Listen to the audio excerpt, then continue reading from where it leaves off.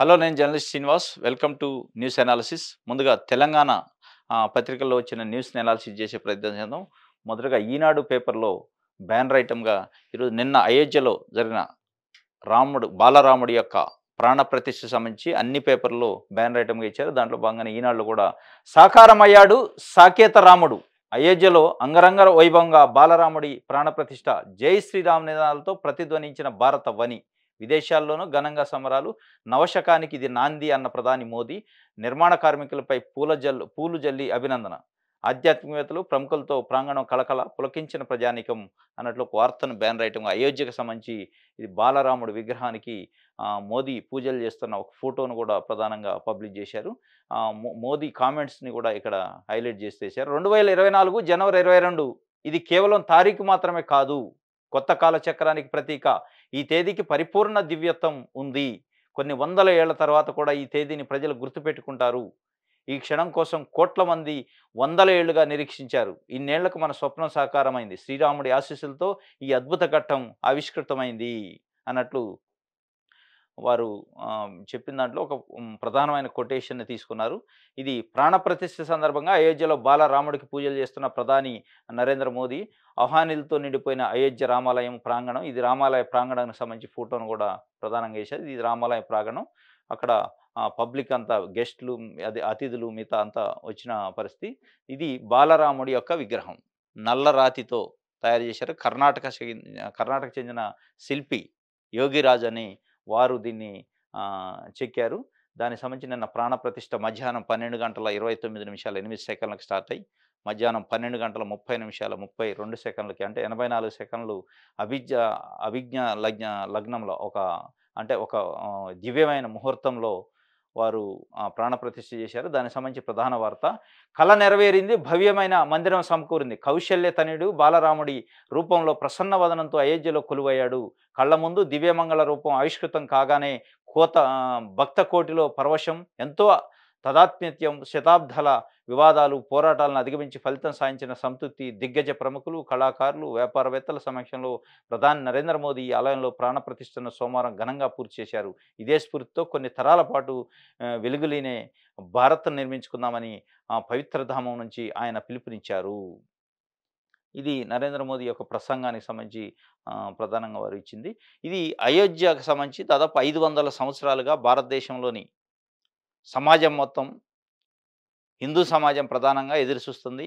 అయోధ్య రామాలయం పునర్నిర్మాణం కోసం 1526, 28 ప్రాంతంలో ఔరంగజేబు అయోధ్యలో ఉన్న రామాలయాన్ని ధ్వంసం చేసిన పరిస్థితి అప్పుడు. దాని తర్వాత అక్కడ మసీదుని నిర్మించారు. దానికోసం అనేక వందల సంవత్సరాలుగా, 500 సంవత్సరాలుగా దాదాపు భారత సమాజం ఎదురుచూస్తుంది. అయోధ్యలో రామాలయం నిర్మించాలని. దానిపైన అనేక వివాదాలు, కోర్టు వివాదాలు, మత వివాదాలు జరిగినాయి. చివరగా 2019లో ఆగస్టు నుంచి అక్టోబర్ వరకు దాదాపు 40 రోజుల పాటు సుప్రీంకోర్టులో డైలీ వాదనలు జరిగినాయి. మార్నింగ్ 10:30 to 5 ప్రతిరోజు సుప్రీంకోర్టులో ఇదే స్పెషల్ కేసుగా తీసుకొని 40 రోజులు కంటిన్యూషన్‌గా అనేక పురాణాలు, గ్రంథాలు, అనేక సాక్ష్యాలు, రకరకాల క్రాస్ ఎగ్జామినేషన్లు తోని పరాశరన్ అని అయోధ్య ట్రస్ట్ తరపున సీనియర్ అడ్వకేట్, 92 సంవత్సరాల వయసులో ఆయన తమిళనాడు ప్రాంతానికి చెందిన వ్యక్తి పరాశరన్. వారు ఆల్రెడీ ఈ న్యాయవాద వృత్తి నుంచి రిటైర్మెంట్ తీసుకొని దీనికోసం స్పెషల్‌గా సింగిల్ పైసా ఫీజు తీసుకోకుండా దాదాపు 40 రోజుల పాటు ఏకబిగిన 5, 6 గంటలు నిలబడి 92 ఏళ్ల వయసులో 5, 6 గంటల కోర్టులో స్టాండింగ్ పొజిషన్‌లో వారి యొక్క వాదనలు వినిపించారు. అప్పట్లో పెద్ద ఎత్తున వార్తలు కూడా వచ్చినాయి. సుప్రీంకోర్టు సీజే, మీరు ఆ ఏజ్ రీత్యా కూర్చొని మీ యొక్క ఆర్గ్యుమెంట్స్‌ని చెప్పండి అంటే, లేదు లేదు నేను శ్రీరాముడి కోసం వాదిస్తాను కాబట్టి తప్పనిసరిగా నిల్చొని చెప్పులు లేకుండా, షూస్ లేకుండా వాదిస్తా అని వారు చాలా పవిత్రమైన హృదయంతోని ఈ రామాలయం కోసం వాదనలు చేసి రామాలయ నిర్మాణానికి వారొక పునాదిని వేశారు. దాని తర్వాత శంకుస్థాపన జరిగింది మోదీ ఆధ్వర్యంలో. నిన్న జనవరి 22, 2024 అనేది ఒక దివ్యమైన తేదీ మాత్రమే కాదు, ఇది వేల సంవత్సరాలు గుర్తుపెట్టుకునే తారీఖు అని చెప్పి మోడీ గారు చెప్పిన పరిస్థితి. ఇది ఏది ఏమైనా కొన్ని కోట్ల మంది ఈ ఆశలకు సంబంధించి ఇది నిన్న ఆవిష్కృతమైంది. దీనికి సంబంధించి ప్రధాన వార్తగా ఇక్కడ ఇచ్చిన పరిస్థితి. నెక్స్ట్ టీఎస్పీఎస్సీ చైర్మన్గా మాజీ డీజీపీ మహేందర్ రెడ్డి, ఆయనతో పాటు మరో ఇద్దరు పేర్లు పరిశీలించిన స్క్రీనింగ్ కమిటీ గవర్నర్ ఆమోదానికి ప్రభుత్వం సిఫార్సు. టీఎస్పీఎస్సీ ప్రక్షాళనకు సంబంధించి గత నెల రోజులుగా కాంగ్రెస్ ప్రభుత్వం ఏర్పడిన దగ్గర నుంచి దానిపైన ఎక్సర్సైజ్ చేస్తున్నారు. దాంట్లో భాగంగా చైర్మన్ జనార్దన్ రెడ్డి, గతంలో ఉన్న చైర్మన్ అదే మెంబర్ని రిజైన్ చేశారు. రిజైన్ ఆమోదం కూడా గవర్నర్ ఈ మధ్య కాలంలో చేశారు. దాని తర్వాత అప్లికేషన్స్ తీసుకున్నారు. అప్లికేషన్ స్క్రూటినీ అయిందట. స్క్రూటినీ అయి చైర్మన్గా మహేందర్ రెడ్డి మాజీ డీజీపీ, బీఆర్ఎస్ ప్రభుత్వ ఆధ్వర్యంలో డీజీపీగా ఉన్నారు. వారికి చైర్మన్ అయ్యే అవకాశం ఉన్నట్టు స్క్రూటినీ జరిగినట్లు, కొంతమంది సభ్యుల పేర్లను కూడా స్క్రూటినీ చేసి సెలక్షన్ చేసినట్టు సెర్చ్ కమిటీ దీన్ని గవర్నర్ ఆమోదానికి పంపినట్లు ఒక వార్తను ఈనాడు పేపర్ వేసింది. కానీ ఇక్కడ టీఎస్పీఎస్సీ ప్రక్షాళనలో పెద్ద ఎత్తున బీఆర్ఎస్ పార్టీ పైన నిరుద్యోగుల్లో, యువతలో, విద్యార్థుల వ్యతిరేకత రావటానికి ప్రధాన కారణం ఉద్యోగాల భర్తీలో ఆలస్యం, ఉద్యోగాల భర్తీలో నిర్లక్ష్యం, టీఎస్పీఎస్సీ వ్యవహరించిన తీరు, పేపర్ లీకేజీ ఇవన్నీ ఉన్నాయి. ఇక్కడ ఎన్నో ఆశలతోనే ఆకాంక్షలతో నిరుద్యోగులు ఎదురు చూస్తున్నారు. ప్రక్షాళన చేస్తుంది కాంగ్రెస్ పార్టీ ప్రభుత్వం. ఒక మంచి వ్యక్తిని, ఒక మంచి వ్యవస్థని అక్కడ నిర్మించి ఉద్యోగాల భర్తీ తొందరగా, పారదర్శకంగా, నీతి నిజాయితీతోని చేస్తారు అనే ఉద్దేశంతోనే ఎదురు చూస్తున్నారు. కానీ తీరా చూస్తే ఇక్కడ మాజీ డీజీపీ మహేందర్ రెడ్డి నియామకం అన్నాక కొంత నిరుద్యోగుల్లో నిరుత్సాహం వచ్చిన పరిస్థితి మనం నిన్నటి నుంచి చర్చలు పెద్ద ఎత్తున క్షేత్రస్థాయిలో నడుస్తున్నాయి. ఎందుకు అంటే ఇదే మహేందర్ రెడ్డి గారు కేసీఆర్ ప్రభుత్వంలో నిరుద్యోగుల యొక్క ఉద్యమాల మీద ఉక్కుపాదం మోపారు. ప్రతిపక్షాల పార్టీల యొక్క ఉద్యమాలపై ఉక్కుపాదం మోపారు. అనేక హౌజ్ అరెస్టులు, అనేక అరెస్టులు, నిర్బంధాలు ఇవన్నీ చేసింది వీరి ఆధ్వర్యంలోనే. వీరు రేపు ఏ విధంగా నిరుద్యోగులకు న్యాయం చేస్తారో మరి ప్రభుత్వం ఆలోచించుకోవాలి. ఎందుకంటే బీఆర్ఎస్ ప్రభుత్వంలో డీజీపీగా ఉండి, లా అండ్ ఆర్డర్ను చూసే వ్యక్తిగా ఉండి అనేక ఉద్యమాలను అణిచేసిన చరిత్ర వీరికి ఉంది. అంటే ఐపీఎస్ అయితేనే నిజాయితీగా ఉంటాడు అని మీరు అనుకుంటే గతంలో ఉన్న చైర్మన్ కూడా ఐఏఎస్ఏ. జనార్దన్ రెడ్డి గారు ఐఏఎస్ ఆఫీసరే, వీరు ఐపీఎస్ ఆఫీసరు. ఈయన నీతి నిజాయితీ గురించి నేను మాట్లాడట్లేదు. ఎందుకంటే మరి జనార్దన్ రెడ్డి గారు కూడా నిజాయితీ పరుడు అయి ఉండొచ్చు. కానీ కింద యంత్రాంగం కరెక్ట్ ఉండాలి, యంత్రాంగాన్ని నడిపే శక్తి ఉండాలి, ఆ చిత్తశుద్ధి ఉండాలి. అసలు ఈ పరీక్షల నిర్వహణకు కావాల్సిన స్టాఫ్ను రిక్రూట్ చేయాలి.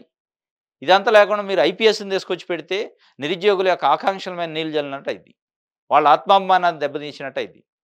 అనేక ఉద్యమాల్లో ఇదే డీజీపీ గారి ఆధ్వర్యంలో ఉద్యమాలపైన ఉక్కుపాదం మోపారు, విద్యార్థులపైన కేసులు పెట్టారు, నిరుద్యోగులపైన కేసులు పెట్టారు, నిర్దాక్షిణంగా కొట్టిన సందర్భాలు కూడా ఉన్నాయి.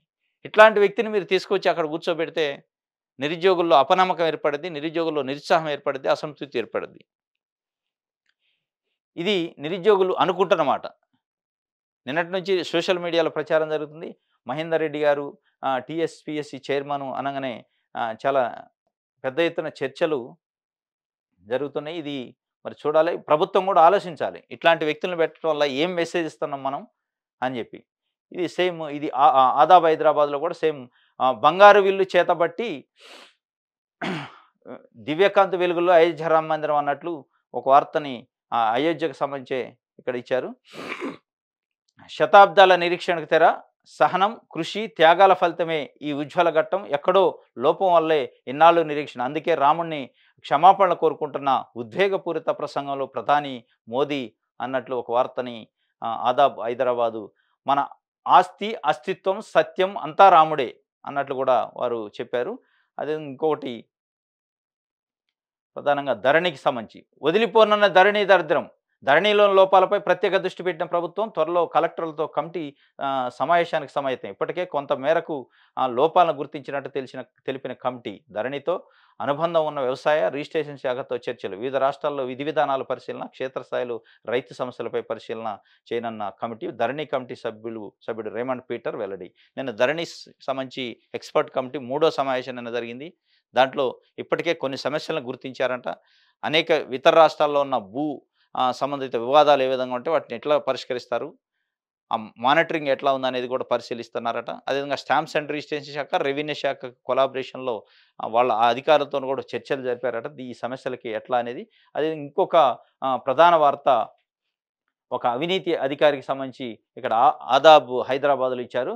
ట్రాక్ తప్పిన గంట, విచ్చలవిడిగా అవినీతికి పాల్పడిన ఏడీజీ గంటా శ్రీనివాసరెడ్డి ఏళ్లుగా ఒకే పోస్టులో పాతుకుపోయిన రిటైర్డ్ అయిన ఉత్తర్వులు లేకుండా అదే పోస్టులో కొనసాగాం. గత బీఆర్ఎస్ సర్కార్ హయాంలో ఇష్టారాజ్యం ఏడీజీగా ఒక ప్రాజెక్టును ట్రాక్ను తేలేని పరిస్థితి. కానీ పాత ప్రాజెక్టులపై పైసలు మాత్రం దిగమింగిన దొంగ. గవర్నింగ్ బాడీ అనుమతి లేకుండానే కీలక నిర్ణయాలు. గంటా అవినీతి బట్టబయలు చేసిన అకౌంటెంట్ జనరల్ నివేదిక. ప్రభుత్వం నజర్ పెడితే గుట్టు రట్టు కానున్న గంటా అవినీతి లీలలు. ట్రాక్ అని Telangana state remote sensing agency application centre అని ఉంటుంది. Telangana state remote sensing application centre. ఇది ఖైరతాబాద్లో ఉంది ఆఫీసు. దీనికి సంబంధించి ఏడీజీగా అడిషనల్ డైరెక్టర్ జనరల్గా గంటా శ్రీనివాసరెడ్డి అని, ఈయన సెంట్రల్ సర్వీస్ అటు వాస్తవంగా. ఈయన పైన గత ప్రభుత్వంలో కూడా అనేక రకాల అవినీతి ఆరోపణలు వచ్చినాయి. పెద్ద ఎత్తున మీడియాలో ప్రచారమైంది. అసలు గత ప్రభుత్వంలో జరిగిన భూమాఫియాకి, భూ కబ్జాలకి, ల్యాండ్ రికార్డ్స్లో చేర్పులు మార్పులకి, భూదాన బోర్డులు భూములు కానీ, అసైన్డ్ భూములు కానీ, ప్రభుత్వ భూములు కానీ, వక్ఫ్ భూములు కానీ, ఈ రకరకాల ఏదైతే ప్రొహిబిటెడ్ లిస్టులో ఉన్న భూములు, అదేవిధంగా ఎక్కడెక్కడ హైదరాబాద్ చుట్టూ కాస్ట్లీ భూములు ఉన్నాయి, ఎక్కడెక్కడ ఫారెస్ట్ భూములు ఉన్నాయి, అన్నీ కూడా ప్రభుత్వంలో ఉన్న భూ దోపిడీదారులకి, అప్పటి ప్రభుత్వ పెద్దలకు, అప్పటి ప్రభుత్వంలో ఉన్న అధికారులు, రాజకీయ నాయకులకి ఈయన ద్వారానే పెద్ద ఎత్తున అవినీతి కార్యక్రమాలు జరిగాయి. ఇదే ఏడీజీ వారికి అంతా అందించేది. శాటిలైట్ ద్వారా వాళ్ళు ఈ సంస్థ, ఈ ట్రాక్ యొక్క సంస్థ లక్ష్యం ఏంటంటే, వాళ్ళు శాటిలైట్ ద్వారాగా ఎక్కడెక్కడ అటవీ భూములు ఉన్నాయి, ఎక్కడెక్కడ అసైన్ భూములు ఉన్నాయి, ఎక్కడెక్కడ ఏ పంటలు పండిస్తారు ఈ రాష్ట్రంలో, ఎక్కడ నదులు ఉన్నాయి, ఎక్కడ చెరువులు ఉన్నాయి, ఎట్లాంటి నేలలు ఉన్నాయి, ఏ పంట ఎంతెంత పండుతుంది అనేది ఈ శాటిలైట్ ద్వారాగా వీళ్ళు గుర్తిస్తారు. వీళ్ళ పని ఇది. దీని ఉద్దేశం ఇదైతే ఈయన మొత్తం భూ కబ్జాదారులు ఎవరైతే ఉంటారో వాళ్ళకి సలహాదారుగా మారిండు. ఎక్కడెక్కడ భూములు మీరు కబ్జా చేయడానికి అవకాశం ఉంది, ఎక్కడెక్కడ ఖాళీ జాగాలు ఉన్నాయి, ఎక్కడ ప్రభుత్వానికి సంబంధించిన ఉన్నాయి, ఎక్కడ ప్రైవేటు వ్యక్తులు ఉన్నాయి, ఎక్కడ వాల్యుబుల్ భూములు ఉన్నాయి, వాటిని ఎట్లా కబ్జా చేయొచ్చు, అది ఎంత విస్తీర్ణం ఉంది అని, ఎక్కడైతే ఒక 10, 15, 20 సంవత్సరాల నుంచి ఖాళీగా ఉన్న జాగాలను నేను గుర్తించి వాళ్ళకి చెప్పాలా. బీఆర్ఎస్ పార్టీలో ఉన్న, ప్రభుత్వంలో ఉన్న పెద్దలకి, అప్పట్లో ఉన్న ఎవరైతే దీని వెనక పెద్ద తతంగం నడిచింది, ధరణిలో భూ లావాదేవీలు జరిగినాయి, కొన్ని వందల కోట్ల రూపాయలు గచ్చిబౌలి ఏరియాలో, నానక్రామగూడ ఏరియాలోనే అనేక రకాల ఆరోపణలు వస్తున్నాయిగా. ఈ ఆరోపణలన్నిటికీ సూత్రధారి, పాత్రధారి ఈయన. ఈ గంటా శ్రీనివాసరెడ్డి వల్లనే, గంటా శ్రీనివాసరెడ్డి ఇచ్చిన డేటాని పట్టుకొని ఈ భూ ఆక్రమణలు, భూదందా అంతా నడిచింది. ఈయన వాస్తవంగా national remote sensing agency employee, కేంద్ర ప్రభుత్వానికి సంబంధించిన ఎంప్లాయీ. డిప్యుటేషన్ పైన 2016లో వచ్చిండు. అప్పుడున్న బీఆర్ఎస్ పెద్దలను పట్టుకొని డిప్యుటేషన్ పై ఆయన వచ్చి 2020 వరకు చేసిండు. 2020 టర్మ్ అయిపోతుంది, దాన్ని ఎక్స్టెండ్ చేసుకుండు. ఈయన వాస్తవంగా 2021లో రిటైర్మెంట్ కూడా అయిండు. చూడండి గమ్మత్తు, రిటైర్మెంట్ అయిన ఎంప్లాయీస్ని కొన్ని వందల మందిని తీసుకుని వాళ్ళని గుర్తిస్తుంది ప్రభుత్వం. దాంట్లో ఈ దొంగ కూడా ఉండు. ఈ దొంగ వల్ల పేదలకు సంబంధించిన, ప్రభుత్వానికి సంబంధించిన, ప్రజలకు సంబంధించిన అనేక వందల ఎకరాల భూమి కబ్జా కోరల్లో చిక్కుంది. ఈయన 2021లో రిటైర్మెంట్ అయ్యి 2021 అక్టోబర్లో మళ్ళీ పర్మిషన్ తెచ్చుకోండు ప్రభుత్వం నుంచి. ఎందుకంటే వాళ్ళకి సహకరిస్తాను కదా, వాళ్ళ కబ్జాలకి, వాళ్ళకి కావాల్సిన ఇన్ఫర్మేషన్ అంతా ఇస్తాను కాబట్టి 21 అక్టోబర్లో ఈయనకు 2 ఇయర్స్కి ఎక్స్టెన్షన్ ఇచ్చారు. మళ్ళీ రిటైర్ అయినోడికి 2023 అక్టోబర్కి అయిపోయింది. అది కూడా అక్టోబర్కి అయిపోయింది. ఎలక్షన్ కోడ్ వచ్చింది, కొత్త ప్రభుత్వం వచ్చింది. ఇప్పుడు ఎక్స్టెన్షన్ లేదు, ఏది లేదు. కానీ అదే సీట్లో కూర్చుంటా, అదే పెత్తనం చేస్తాడు. అక్కడ పోయి ఎట్లాంటి అధికారాలు లేకుండా ఈ ట్రాక్ అనే ఆఫీసులో కూర్చొని రోజు పెత్తనాలు చేస్తాడు, రోజు అక్కడ బనాయించే ప్రయత్నం చేస్తాడు ఉద్యోగుల్ని. మళ్ళీ ఇదే వ్యక్తి ఇప్పుడున్న కొత్త ప్రభుత్వంలో కూడా దూరి ఇక్కడ కబ్జాలకి, వీటికి ఎంకరేజ్ చేయడానికి చూస్తున్నాడు. పాత ప్రభుత్వంలో ఉన్న అవినీతి, అక్రమాలని ఈ ప్రభుత్వానికి అంటించడానికి ప్రయత్నం చేస్తున్నాడు. తస్మాత్ జాగ్రత్త. ఇప్పుడున్న ప్రభుత్వ పెద్దలు ఇతని పైన దృష్టి పెట్టాలి. ఇట్లాంటి అవినీతి అధికారుల వల్లనే గత ప్రభుత్వానికి చెడ్డ పేరు వచ్చింది. మీ ప్రభుత్వానికి కూడా చెడ్డ పేరు రాకుండా ఉండాలంటే ఇట్లాంటి వాళ్ళని తక్షణం తొలగించాలి. ఎట్లాంటి అధికారం లేకుండా వచ్చి ఇక్కడ పెత్తనం చేస్తానంటే దీనికి సంబంధించి ఇది 10వ పేజీలో ఉంది. ఈయన డిప్యుటేషన్పై వచ్చి మర్రి చెట్ల పాతుకుపోయిన ఏడీజీ డాక్టర్ గంటా. డిప్యుటేషన్ పూర్తయిన ఎక్స్టెన్షన్, పదవి విరమణ పొందిన ట్రాక్లోనే తిష్ట. పదవి విరమణ అయిపోయింది, డిప్యుటేషన్ అయిపోయింది, ఎక్స్టెన్షన్ అయిపోయింది 2023 అక్టోబర్కి. సరే, గత ప్రభుత్వంలో నీకు చెల్లుబాటు అయింది, చేసినావు. ఇప్పుడు అసలు ఎట్లాంటి నీకు అధికారం లేదు, పవర్ లేదు, అపాయింట్మెంట్ లేదు, లేకుండా సీట్లో కూర్చొని పెత్తనం చేయడానికి సిగ్గు ఉండాలి. తక్షణం శ్రీనివాసరెడ్డి తొలగిపోవాలి అక్కడ నుంచి. గంటా శ్రీనివాసరెడ్డి అనే వ్యక్తి వల్లనే కొన్ని వందల ఎకరాలు వాల్యుబుల్ ప్రభుత్వ భూమి ఈరోజు కొంతమంది ప్రైవేట్ సంస్థలు, కొన్ని ప్రైవేట్ వ్యక్తులకి వెళ్ళింది. అదంతా ఎట్లాగో నిగ్గు తీరుస్తా అంటున్నారు ప్రభుత్వం. ఇట్లాంటి వ్యక్తులను మళ్ళీ ప్రోత్సహించొద్దు. ఇప్పుడు ఇదే వ్యక్తి మళ్ళా ఎట్లాంటి అపాయింట్మెంట్ లేకుండా, ఎట్లాంటి ఎక్స్టెన్షన్ లేకుండా అక్టోబర్ నుంచి అదే సీట్లో కొనసాగుతుంది. ఎట్లా మరి పై అధికారులు ఎలో చేస్తారో నాకు అర్థం కావట్లేదు. కాబట్టి ఇట్లాంటి అవినీతి అధికారులని ఈ కొత్త ప్రభుత్వం అయినా వాళ్ళ చెరబట్టాలి, వాళ్ళని బయటికి పంపించే ప్రయత్నం చేయాలి తప్ప ఇట్లాంటి వాళ్ళని ఎంకరేజ్ చేయడం వల్ల మీకు బ్యాడ్ నేమ్ వచ్చే పరిస్థితి ఉంటుంది. నెక్స్ట్ నమస్తే తెలంగాణ చూద్దాం. నమస్తే తెలంగాణలో కూడా అయోధ్యలో రామోత్సవం, కోవెల్లో కొలువైన బాలరాముడు, అయోధ్యలో అంగరంగ వైభవంగా రామ్లల్లా విగ్రహ ప్రాణ ప్రతిష్ఠ, అభిజిత లగ్నంలో మహాక్రతువు, ప్రధాని మోదీ తొలి హారతి, 7,000 మందికి పైగా ప్రముఖులకు హాజరు, హెలికాప్టర్లతో పూలవర్షం. నెక్స్ట్ అది ప్రధాన వార్త.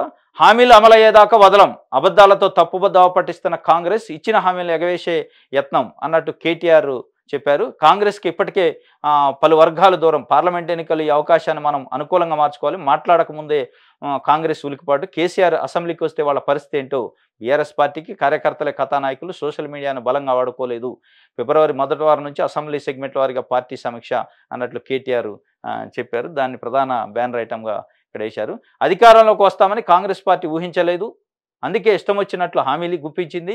ఇప్పుడు అమలు చేయలేక ఎగ్గొట్టే యత్నం చేస్తున్నది. బీఆర్ఎస్ కార్యకర్తలు ఉదాసీన వైఖరి, మీమాంస విడాలి. కాంగ్రెస్ నేతలు అప్పుడేం మాట్లాడారు, ఇప్పుడు ఏం చేస్తున్నారు ప్రజలకు వివరించి చెప్పాలి. ప్రభుత్వ వైఫల్యాన్ని ఎప్పటికప్పుడు ఎండగట్టాలి అన్నట్టు బీఆర్ఎస్ వర్కింగ్ ప్రెసిడెంట్ కేటీఆర్ చెప్పినట్లు ఒక వార్త ప్రధానంగా వేశారు, ఆయన ఫోటోకు సంబంధించి. అదేవిధంగా కోమటిరెడ్డి తాత తరం కాదు, తెలంగాణ ఉన్నంత వరకు బీఆర్ఎస్ ఉంటుంది, నువ్వో నీ బాసో మరో ఏకనాథ్ సిండే అవుతారు, ప్రగల్భాలు మాని పాలనపై దృష్టి పెట్టండి, పాలన చేతకబాబు తప్పుకోండి అన్నట్టు జగదీష్ రెడ్డి విమర్శించినట్లు.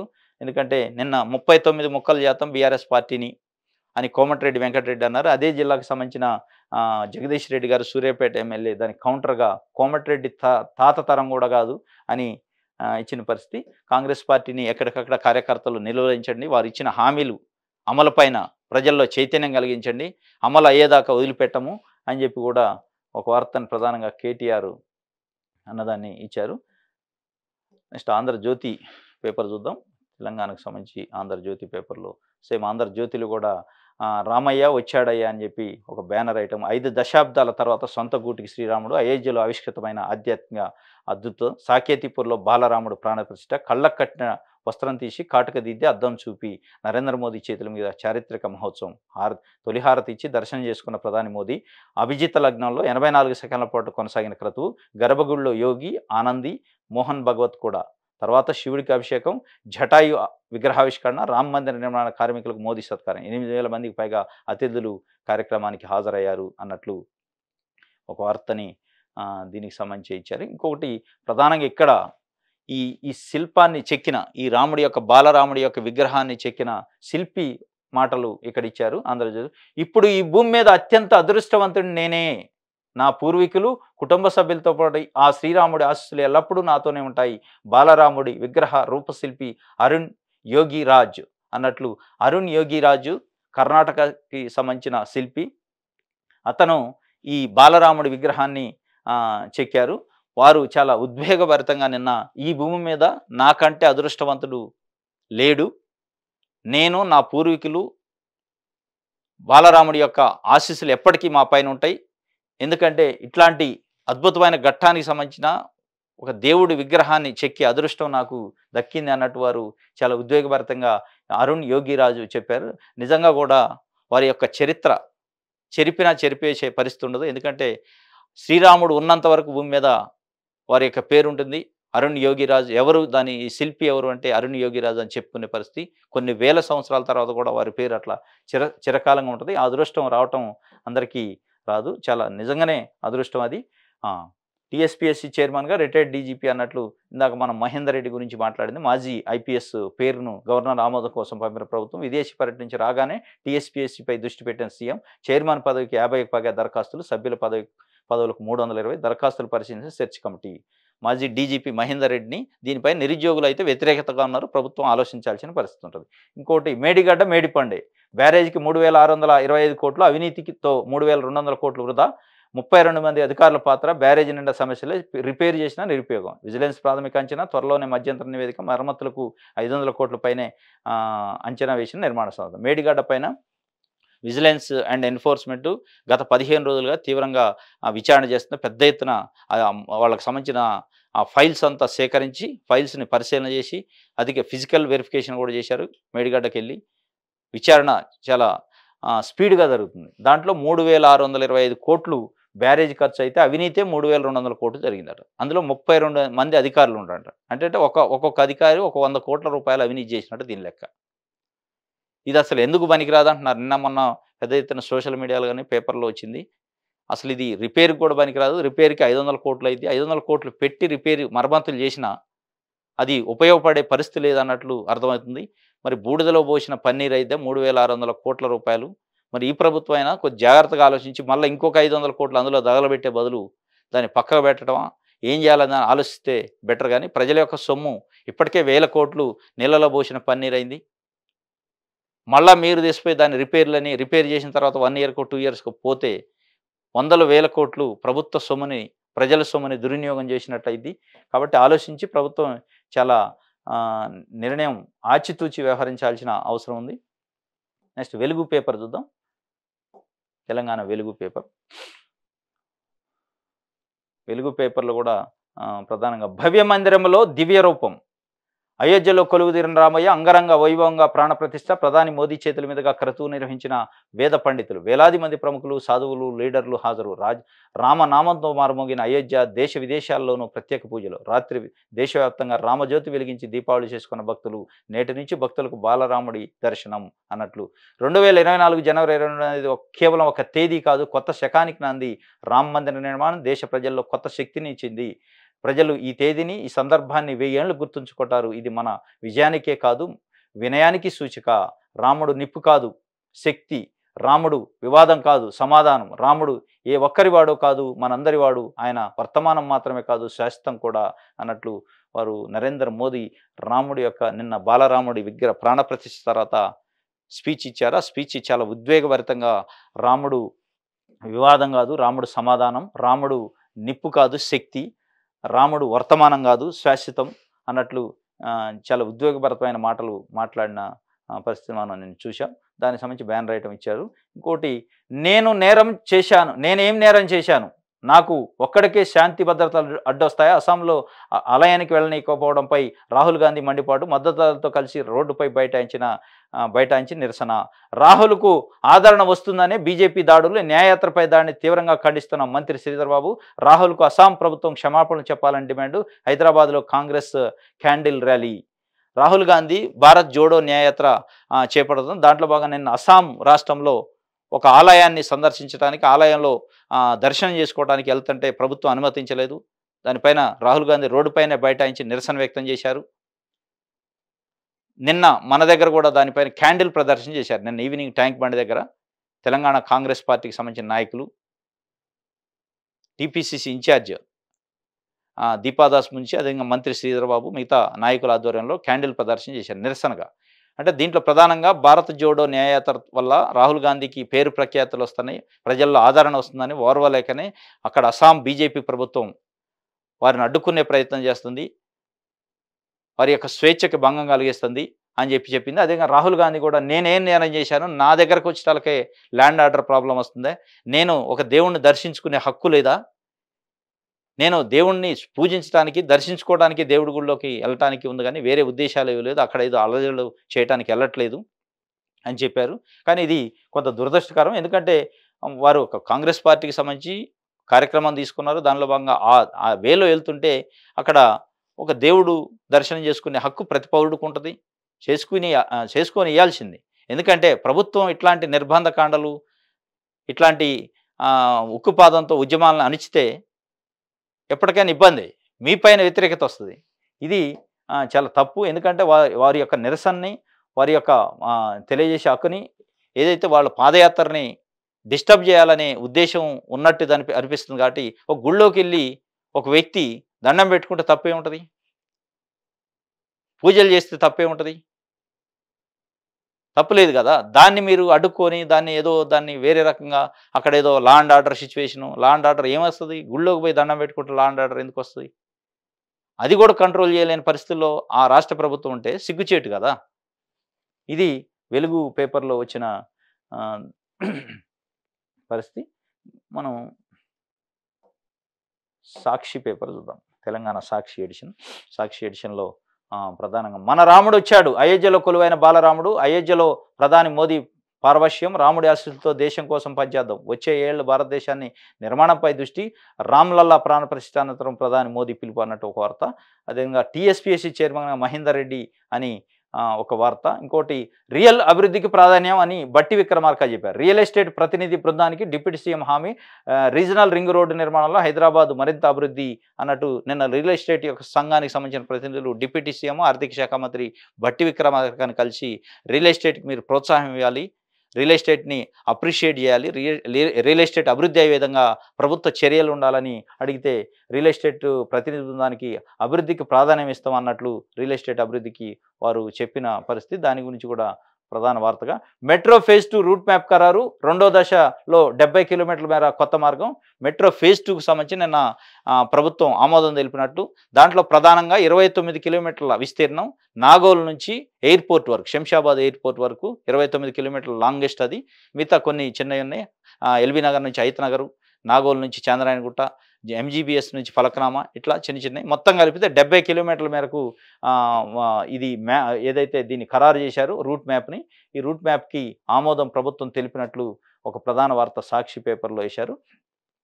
ఇప్పుడు మనం ఏపీకి సంబంధించిన ఎడిషన్స్ చూద్దాం. ఏపీ వార్తల్లో ఈరోజు ఏమి ప్రధాన వార్తలు ఏమున్నాయి అనేది ఏపీ ప్రధాన వార్తల్లో చూసే దాంట్లో ప్రధానంగా ఆంధ్రజ్యోతి పేపర్ చూద్దాం ఏపీకి సంబంధించి. ఆంధ్రజ్యోతిలో కూడా సేమ్ అదే.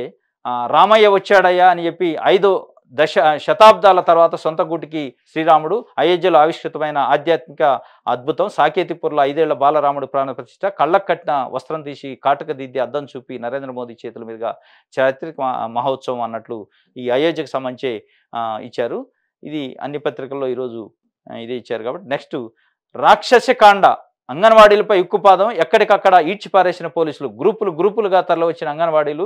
మహిళల దుస్తులు ఊడపోతున్న సొమ్మసిల్లిన కనికరించని పోలీసులు వెంటాడి బస్సుల్లో కుక్కి తొలగింపు ఉత్తర్వుల భయంతో కొందరు విధుల్లోకి. అంగన్వాడీల సమ్మె విరమణ. బొత్స సజ్జలతో అర్ధరాత్రి చర్చలు. జులై నుంచి జీతాల పెంపునకు హామీ. సమ్మె కాలానికి జీతము, కేసుల ఎత్తేతకు ఓకే. ఈ అంగన్వాడీలకు సంబంధించి వాళ్ళ యొక్క డిమాండ్లు, వాళ్ళ జీతాల పెంపు, retirement benefits, health cards issue, వీటిపైన సమ్మె చేస్తున్నారు. దానికి సంబంధించి నిన్న చెలో విజయవాడకు పిలిపించారు. దాంట్లో అనేక అరెస్టులు జరిగినాయి.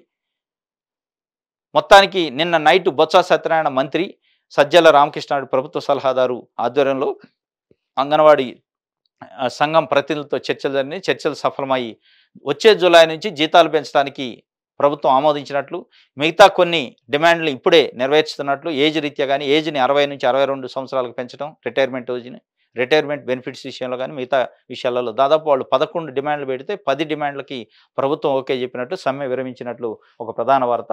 ఆ సమ్మె కాలంలో అయిన కేసులను కూడా ఎత్తేస్తాం, సమ్మె కాలానికి జీతం కూడా ఇస్తామని ప్రభుత్వం ఓకే చెప్పినట్టు కూడా ఒక వార్త వచ్చింది. నిన్న జరిగిన ఈ చెలో విజయవాడ కార్యక్రమంలో కొంచెం అలజడి చెలరేగినట్టు, చాలామందిని అరెస్ట్ చేసినట్లు, అరెస్టులలో మగ పోలీసులు ఆడవారిని మ్యాన్ హ్యాండిల్ చేసినట్లు కూడా ఒక ప్రధాన వార్తని ఆంధ్రజ్యోతి పేపర్ ఇచ్చింది. అదేవిధంగా ఫిబ్రవరి 3వ వారంలో ఎన్నికల షెడ్యూలు ముమ్మరమవుతున్న కసరత్తు. నెలాఖరులో బదిలీల ప్రక్రియ. పార్లమెంట్ ఎన్నికలకు సంబంధించి ఫిబ్రవరి 3వ వారంలో షెడ్యూల్ వచ్చే అవకాశం ఉందన్నట్టు ఆంధ్రజ్యోతిలో క్వశ్చన్ మార్క్ పెట్టి ఒక వార్త వేశారు. ఫిబ్రవరి 1 నుంచి ఫిబ్రవరి 9 వరకు పార్లమెంట్ సమావేశాలు ఉన్నాయి. బడ్జెట్ ప్రవేశపెడతారు ఫిబ్రవరి 1 నాడు. దాని మీద చర్చ ఉంటుంది. 9 నాడు క్లోజ్ అయింది పార్లమెంట్ సమావేశాలు. దాని తర్వాత ఏ క్షణమైన ఎన్నికల షెడ్యూల్ వస్తుందని ప్రచారం జరుగుతుంది. అది ఫిబ్రవరి 2వ వారంలో కానీ 3వ వారంలో వస్తుంది అని చెప్తున్నారు. ఎందుకంటే ఫిబ్రవరి 10 అంటే 2వ వారం మిడిల్లో ఉంటాం మనం. 3వ వారం అంటే 15th తర్వాత, అంటే ఆఫ్టర్ పార్లమెంటు తర్వాత, పార్లమెంట్ సమావేశాలు ముగింపు తర్వాత ఏ క్షణమైనా వచ్చే అవకాశం. దానికి సంబంధించిన కసరత్తు కూడా ముమ్మరంగా జరుగుతున్నట్లు వార్తలు వస్తున్నాయి.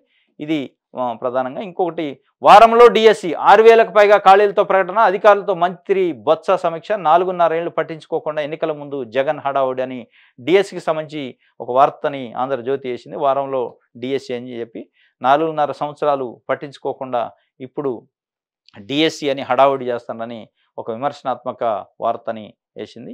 అదేవిధంగా సాక్షి పేపర్ ఏపీ ఎడిషన్ సాక్షి చూద్దాం.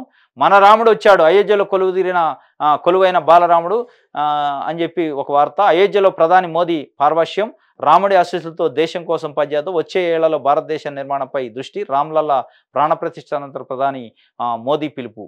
జగదానందకరం దివ్యమంగళ స్వరూపం, మందస్మిత వందనం, చేత బంగార ధనుసు, బాణము, స్వర్ణ వజ్రాభరణాలు, తులసి మాలలు, అలంకార కార్యక్రమం ప్రధాన యజమాని కర్త హోదాలో 5 ఏళ్ల బాలరాముడి విగ్రహానికి ప్రధాని మోదీ చేతుల మీదుగా ప్రాణప్రతిష్ఠ జరిగింది అని చెప్పి ఒక వార్త దీనికి సంబంధించి ఇచ్చారు.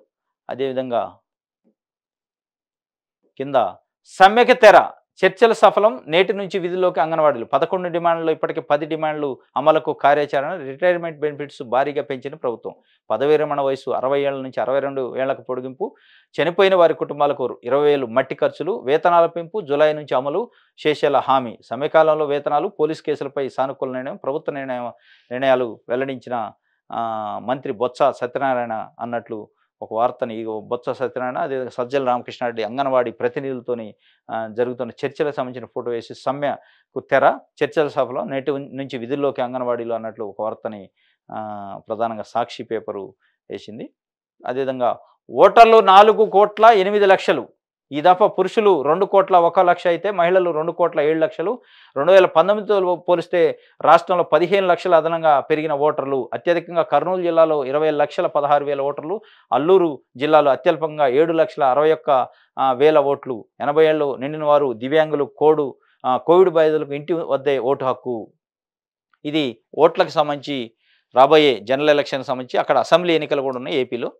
దానికి సంబంధించి 4,08,00,000 ఓటర్స్ అయినట్లు ఫైనల్ డ్రాఫ్ట్ నిన్న ఇచ్చారు ఎలక్షన్ కమిషన్. దాంట్లో 2,01,00,000 పురుషులు, 2,07,00,000 మహిళలు. అంటే మహిళలు ఒక 6 లక్షలు ఓట్లు ఎక్కువగా ఉన్నాయని చెప్పి, అంటే మహిళలే డిసైడింగ్ ఫ్యాక్టర్ ఉండే అవకాశం ఉంది వచ్చే ఎన్నికల్లో. గత 2019 ఎన్నికలప్పుడు ఉన్న ఓట్లతో పోలిస్తే 15 లక్షల మంది కొత్త ఓటర్స్ వచ్చారట. దీనికి సంబంధించి ఎలక్షన్ ప్రాసెస్ చాలా ముమ్మరంగా జరుగుతున్నట్టుంది. గత అసెంబ్లీ ఎన్నికలప్పుడు జనరల్ ఎలక్షన్ పార్లమెంట్ ఎన్నికలు మార్చి 10, 2019న షెడ్యూల్ రిలీజ్ అయింది. ఇప్పుడు ఇంకొక 10-20 రోజులు ముందు వచ్చే అవకాశం ఉందని వార్తలు వస్తున్నాయి. దాన్ని బట్టి ఫిబ్రవరి 2 లేదా 3వ వారంలో ఎలక్షన్ షెడ్యూల్ వచ్చే అవకాశం ఉన్నట్లే ఈ కసరత్తును బట్టి, ఈ యొక్క వాళ్ళ యొక్క డెవలప్మెంట్స్ని బట్టి మనకు అర్థమవుతుంది. ఇది సాక్షి పేపర్కి సంబంధించి. నెక్స్ట్ ఆంధ్రప్రభ పేపర్ చూద్దాం. ఏపీ ఎడిషన్ ఆంధ్రప్రభలో ఇది పెద్ద యాడ్ ఉంది. ఆసరా పెన్షన్ల పెంపుకు సంబంధించి ఆంధ్రప్రభలో ప్రధానంగా రాముడొచ్చాడు అన్నట్టు ఒక వార్త హెడ్డింగ్ ఐటమ్. ఆగయోక్తంగా బాలరాముడు విగ్రహ ప్రాణప్రతిష్ఠ, అభిజిత ముహూర్తంలో దైవిక కార్యక్రమం, అదే సమయంలో ఆలయంపై పుష్పవర్షం, సంకల్పం, హారతి, సాష్టాంగ ప్రణామం, స్వయంగా మంత్రోచ్చారణ, ఆధ్యాంతం భక్తిత్వం, వెండి పళ్ళెంలో రాములూరికి ఛత్రం, పాదుకులు, వస్త్రాలు, ప్రత్యేకమైన ఆహార్యంతో క్రతువు పూర్తి, పంచామృత స్వీకారంతో మోడీ ఉపవాస దీక్ష విరమణ, రాముడే భారతీయ విధానం, ఆయనే శ్రేష్టం విశ్వం, ఆలయం పూర్తయింది, ఇక దేశ నిర్మాణం, ప్రధాని మోదీ భావోద్వేగంగా మాటలు అన్నట్లు ఒక వార్తని ఆంధ్రప్రభ ప్రధానంగా ప్రచురించింది. ఇంకోటి అంగన్వాడీల సమ్మె విరమణ, ప్రభుత్వంతో చర్చల సఫలం, ప్రకటించిన మంత్రి బొత్స సజ్జల, 10 డిమాండ్లకు ప్రభుత్వం ఓకే అన్నట్లు కూడా అంగన్వాడీలకు సంబంధించి మనం ఆంధ్రజ్యోతిలో కూడా చూసాం. అదేవిధంగా రాష్ట్రంలో మొత్తం ఓటర్లు 4,08,07,256, ముసాయిదా కంటే పెరిగిన ఓట్లు, మహిళా ఓటర్ల ఆధిక్యం, మహిళలు 2,07,37,065 ఓట్లు, పురుషులు 2,09,275 ఓటర్లు అన్నట్లు ఒక వార్తని ఇచ్చారు. 4వ విడత ఆసరా అన్నట్టు ఒక వార్తని 6,395 కోట్ల పంపిణీ, 78,94,169 మంది స్వయం సహాయక పొదుపు సంఘాల సభ్యులకు ఆర్థిక సాయం. నేడు ఉరవకొండలో బటన్ నొక్కి ఖాతాల్లో జమ చేయన సీఎం జగన్. 2 వారాల పండుగల కార్యక్రమం, 2 వారాలు పండుగల కార్యక్రమం అంట. ఆసరా ఈ డ్వాక్రా గ్రూపులకు సంబంధించి సెల్ఫ్ హెల్ప్ గ్రూప్స్, స్వయం సహాయక గ్రూపులు ఉంటాయి డ్వాక్రా గ్రూపులు, వాళ్ళకి సంబంధించి బకాయిల్ని గత ప్రభుత్వం హయాంలో ఉన్న ఏదైతే వాళ్ళు పావలా వడ్డీలు గానీ, మిగతా బకాయిల్ని చెల్లించే దానికోసం ప్రభుత్వం 4 విడతలుగా చెల్లించింది. దానికి సంబంధించి ప్రధాన వార్తగా 4గో విడత ఆసరాట 6,395 కోట్లు 78,94,169 మంది సభ్యులకు సంబంధించి ఈరోజు బటన్ నొక్కి ఉరవకొండలో మోడీ జగన్ ముఖ్యమంత్రి వాళ్ళ ఖాతాల్లో జమ చేస్తారట. దానికి సంబంధించి ప్రధాన వార్త ఇచ్చారు. ఇక్కడ మొదటి విడత మైలురాయి 2020 సెప్టెంబర్‌లో ఇచ్చారు. రెండో విడత 2021లో ఇచ్చారు. మూడో విడత 2023 మార్చిలో ఇచ్చారు. నాలుగో విడత ఈరోజు ఇస్తున్నారు. దీనికి సంబంధించి 4 విడతలుగా గత ప్రభుత్వం ఇచ్చిన హామీ మేరకు బకాయిల్ని వీరు ఎలక్షన్‌లో ఇచ్చిన హామీ మేరకు 4 విడతలుగా వాళ్ళ ఖాతాల్లో సెల్ఫ్ హెల్ప్ గ్రూపుల ఖాతాల్లో వేశారు. ఈరోజు 4గో విడత పూర్తిగా ముగింపు అన్నట్టు మొత్తం జమ అవుతున్నాయి. ఉరవకొండలో జగన్ బటన్ నొక్కి వారి యొక్క ఖాతాల్లో సెల్ఫ్ హెల్ప్ గ్రూప్ ఖాతాల్లో వేస్తారు అన్నట్టు ఒక వార్తని ప్రధానంగా ఇచ్చారు. నెక్స్ట్ మనం ఈనాడు ఏపీకి సంబంధించి ఈనాడు ఎడిషన్ చూద్దాం. ఈనాడు ఎడిషన్‌లో ప్రధానంగా ఈరోజు వచ్చిన వార్తల్ని సాకారమయ్యాడు సాకేత రాముడు, అయోధ్యలో అంగరంగ వైభవంగా బాలరాముడి ప్రాణప్రతిష్ఠ, జై శ్రీరామ నినాదాలతో ప్రతిధ్వనించిన భారతవని విదేశాలను ఘనంగా సమరాలు, నవశకానికి ఇది నాంది అన్న ప్రధాని మోదీ, నిర్మాణ కార్మికులపై పూలజల్లు అభినందన, ఆధ్యాత్మికవేత్తలు ప్రముఖులతో ప్రాంగణం కళకళ, పులకించిన ప్రజానికం అన్నట్లు అక్కడ మోదీ ప్రాణప్రతిష్ఠ చేసే కార్యక్రమానికి సంబంధించిన ఫోటోని రాముడి యొక్క ఫోటోని వేశారు. అదేవిధంగా ఆలయ ప్రాంగణానికి సంబంధించి జనసందోహానికి సంబంధించిన ఫోటోను కూడా ఈనాడు పేపర్లో వేశారు. అదేవిధంగా అంగన్వాడీ సమయ విరమణ, జులైలో వేతనాలు పెంచుతామని ప్రభుత్వం హామీ, చర్చలు సఫలమయ్యాయని సోమవారం రాత్రి మంచి బొత్స చెప్పినట్లు, రూపాయి వేతనం పెంచకుండానే మమ అనిపించిన సర్కారు, దుశ్శాసనపరం అట. అంగన్వాడీలపై అమానుషంగా ప్రవర్తించిన మగ పోలీసులు మహిళలను చూడకుండా ఈడ్చుకెళ్లి బస్సుల్లోకి తోసేశారు, చలో విజయవాడను భగ్నం చేసేందుకు దాష్టికం అన్నట్లు ఒక వార్తని ప్రధానంగా ఈనాడు పేపరు అంగన్వాడీలకు సంబంధించి సమ్మె విరమించారట. సమ్మె కాలానికి సంబంధించిన జీతాలను కూడా ఇస్తారట. సమ్మె కాలంలో వేసిన కేసులను కూడా ఎత్తేస్తామని ప్రభుత్వం హామీ ఇచ్చినట్లు. అయితే నిన్న జరిగిన దాష్టికానికి సంబంధించి ఒక వార్తని అంగన్వాడీలని నిర్దాక్షిణ్యంగా అరెస్ట్ చేశారు. మగ పోలీసులు దాష్టికం చేశారు. వాళ్ళు సొమ్మసిల్లిపోయినా వాళ్ళ యొక్క బట్టలు ఊడిపోతున్నా కానీ కనీసం పట్టించుకోకుండా వాళ్ళని అరెస్ట్ చేసిన పరిస్థితి అన్నట్టు ఒక వార్తని ప్రధానంగా దుశ్శాసనపరం అట అన్నట్లు హెడ్డింగ్ పెట్టి ఈనాడు పేపర్ వేసింది. ఇది ఈరోజు మనం న్యూస్ అనాలిసిస్లో గమనించిన విషయాలు. రేపటి తాజా వార్తలతో మళ్ళీ కలుసుకుందాం. Thank you.